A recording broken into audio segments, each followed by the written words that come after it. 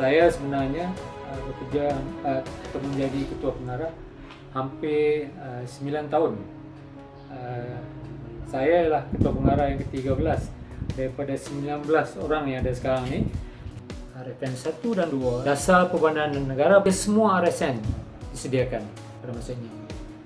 Untuk RT pula, rancangan tempatan, hampir 92% pada masa ini telah diwatakan. Dan banyak AKK yang disiapkan juga. Dan untuk MPFN, Majlis Perancang Fizikal Negara, banyak 15 kali daripada 18 MPFN pada masa itu, 18 telah pun dapat diadakan. Satu lagi hasil iaitu penubuhan OAC.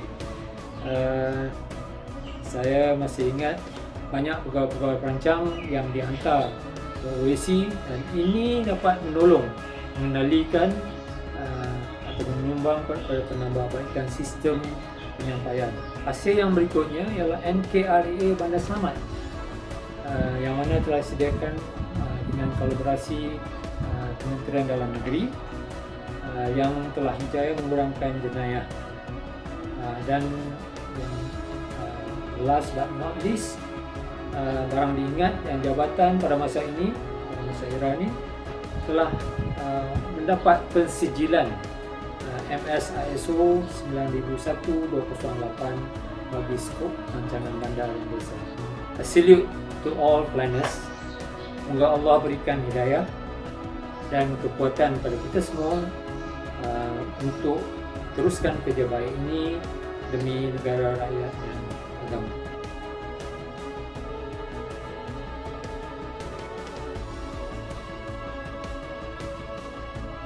Banyak inisiatif-inisiatif yang terdahulu kita carry on kepada semasa saya jadi KP, dan kebanyakan inisiatif pada masa itu adalah berkaitan dengan pembangunan mampan. So semasa itu the buzzword was sustainable development. Jika kita fikir mengenai planning masa kini,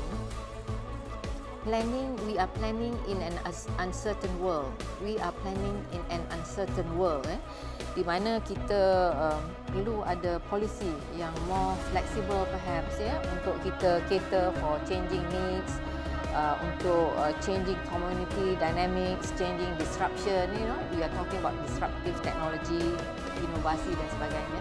Dan saya percaya memang sekarang ni Plan Malaysia memang banyaklah buat demikian, digital dan sebagainya. Tetapi apa yang penting juga adalah what's happening now. What is our post-COVID responses. Jadi harapan saya kita kalau bolehlah kita imbangi. Do not go along so much with the urban lobby, but also with the rural agenda desa. Okay? Jadi ada balance di situ. Kita ni sentiasa dapat ensure kita punya quality work supaya kita ni dipandang tinggi dan dihormati oleh semua profesion.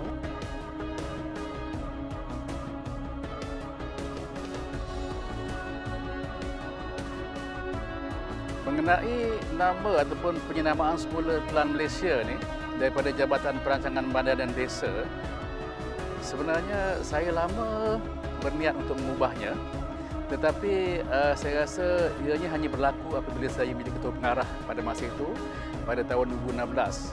Ramai jugalah terutamanya yang abang-abang saya, kakak-kakak saya yang kurang bersetuju kerana dia kata ini akan merubah struktur, mengubah akta dan sebagainya. Sebenarnya ada 3 cadangan yang saya kemukakan kepada Menteri pada masa itu, Datuk Rahman Dahlan, iaitu Perancangan Malaysia, Pelan Malaysia dan juga Planning Malaysia. Tapi antara 3 tu, dia kata Pelan Malaysia is the best because kedua-dua bahasa Melayu dan bahasa Inggeris menggunakan plan. Sampai masa saya rasa saya jalankan semula supaya Pelan Malaysia ni mempunyai satu nama yang catchy, lepas tu dia mempunyai fungsi yang tersendiri dan khusus untuk merancang guna tanah di Malaysia. Urban design merupakan satu subjek yang saya rasa amat unik, amat berbeza daripada yang lain kerana dia lebih nampaknya dia merupakan satu jambatan kepada 2 profesion utama, perancang bandar dan juga arkitek, yang ada kelompongan, ada masalah di situ, ada jurang untuk mewujudkan satu kualiti perbandaran yang begitu baik ataupun urban quality ini.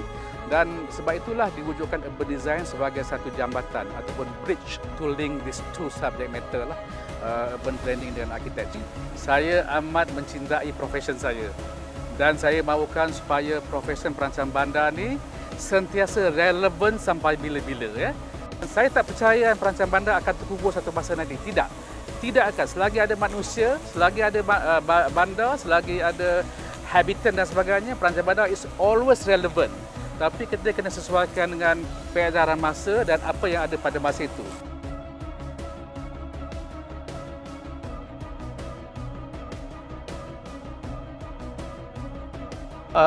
Sebenarnya bidang perancangan bandar ni unik tau. Dan memang sesuai dengan jiwa saya lah. Sebab saya pun dulu minat geografi. Masa sekolah dulu ada geografi walaupun ambil perdagangan. Tapi geografi is one of the subject lah. Di peringkat negara, rancangan fizikal negara ketiga juga turut menyokong inisiatif pembangunan hijau menerusi KD3, Bandar Rendah Karbon dan Infrastruktur Mampan, yang memberi penekanan kepada langkah mengurangkan pelepasan karbon dan penerapan infrastruktur mampan. Sempena dengan sambutan 100 tahun perancang bandar di Malaysia, saya berharap Plan Malaysia akan terus cemerlang dalam menjadi agensi pembangunan fizikal dan sentiasa menerapkan inisiatif pembangunan hijau sebagai elemen penting dalam pembangunan supaya persekitaran kita lebih harmoni.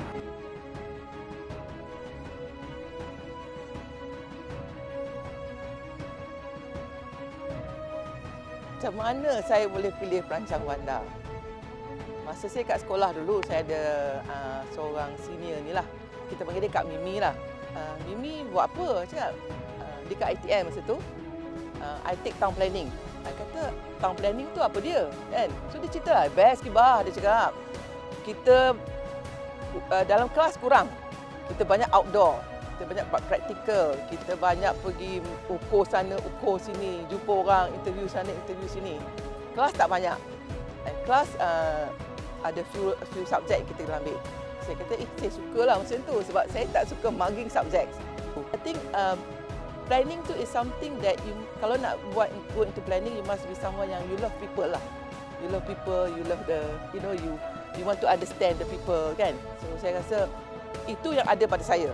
Pemajuan nasional ni ada 3 dokumen dalamnya, iaitu Rancangan Fiskal Negara, Dasar Pembandaran Negara dan juga Dasar Perancangan Fiskal Desa Negara.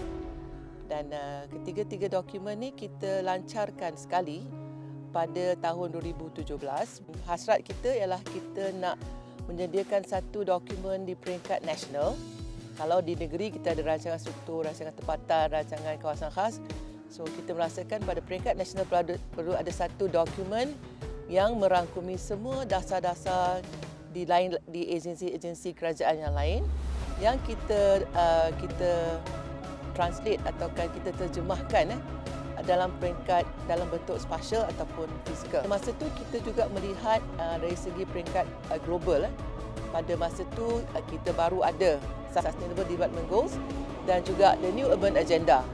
So itu yang agak pada masa tu something yang baru yang perlu kita ambil kira dalam kita punya rancangan pemajuan nasional. Orang kata everyone can be a planner.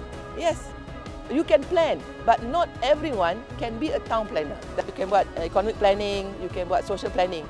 But in town planning, only a town planner understands, and kita yang boleh garapkan semua tu to be put on a paper, on the plans, dan kita untuk dilaksanakan.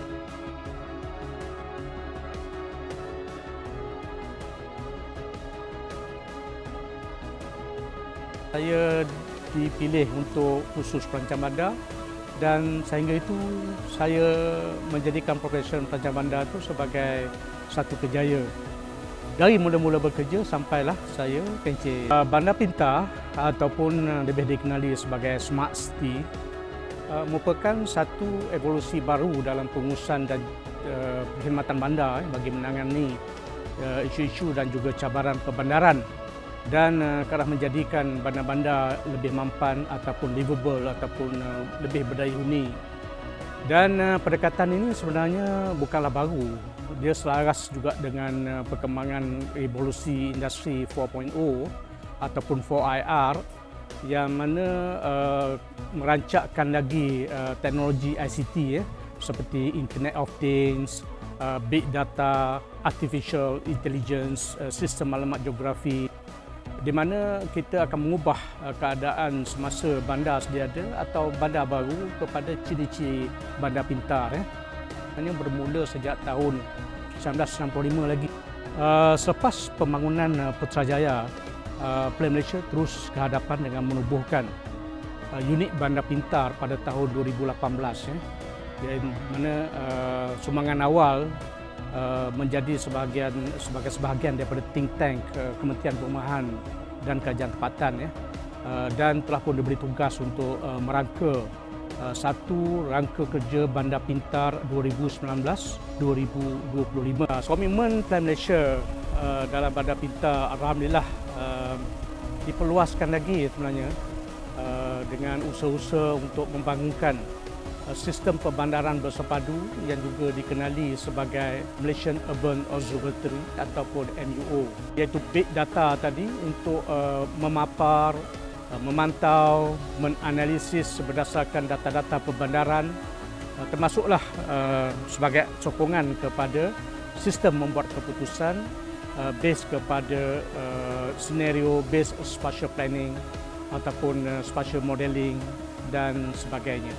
Harapan terutamanya kepada generasi-generasi baru, pemimpin-pemimpin pelapis di Plan Malaysia untuk menjadikan profesion perancang bandar kita ni berada di peringkat perdana. Bukan saja di peringkat negara tapi kalau boleh di peringkat antarabangsa. Dan untuk profesion perancang bandar di luar sana iaitu di sektor-sektor swasta, mereka merupakan satu pemain yang amat penting yang akan memetabatkan profesion perancangan bandar itu sendiri di dalam konteks pembangunan negara. Bismillahirrahmanirrahim. Assalamualaikum warahmatullahi wabarakatuh dan salam sejahtera.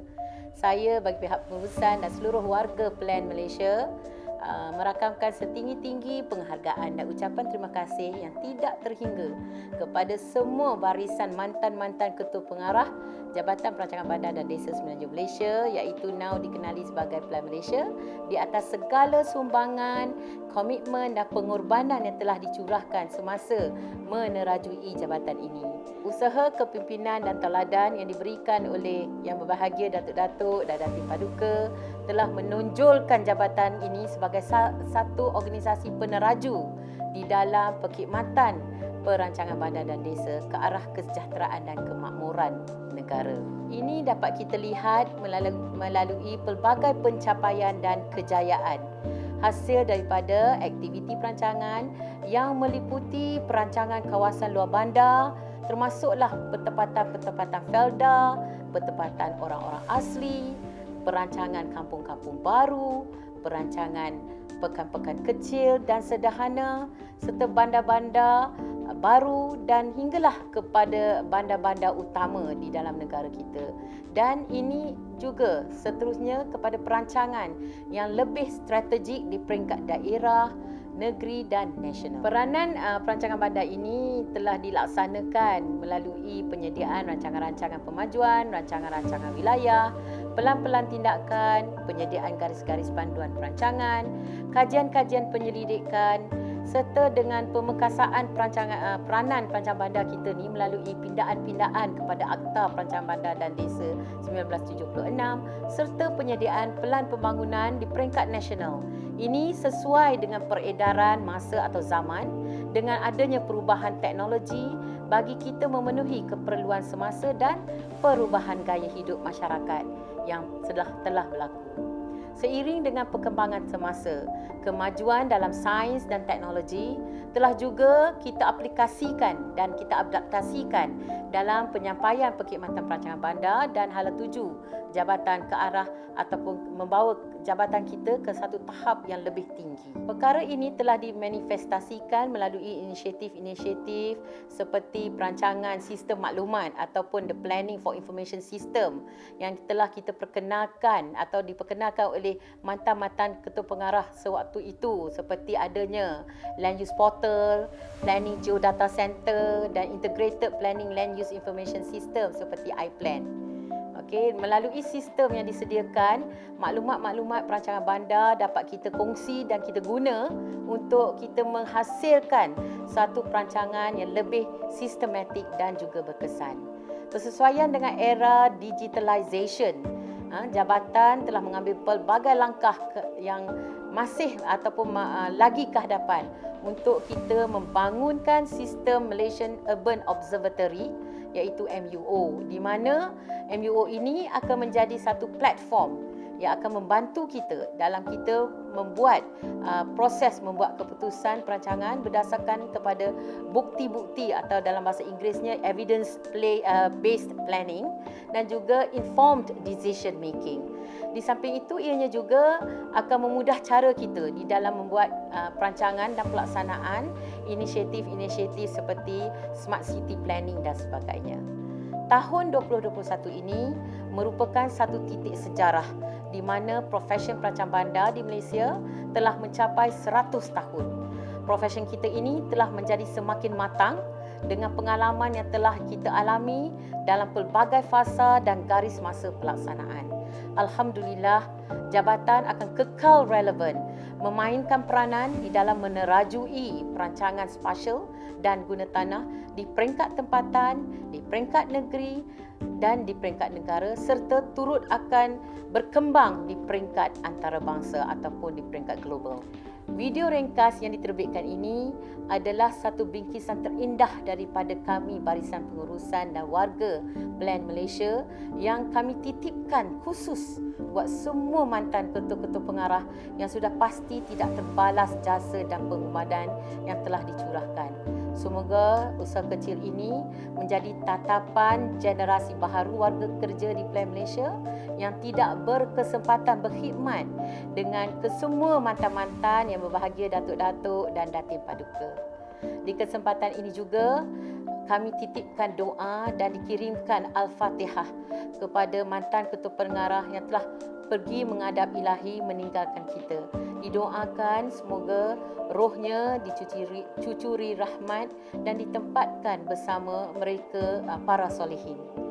Kepada semua perancang bandar sama ada di sektor badan berkanun, universiti ataupun di sektor swasta serta semua pihak yang telah menyumbang kepada kejayaan aktiviti perancangan bandar di negara ini, saya bagi pihak Plan Malaysia merakamkan ucapan penghargaan dan terima kasih jua. Akhir kata, kepada semua mantan-mantan ketua pengarah yang saya sayangi dan hormati, selamat menyambut 100 tahun perancang bandar di Malaysia. Sekian, wabillahi taufik wal hidayah. Wassalamualaikum warahmatullahi wabarakatuh.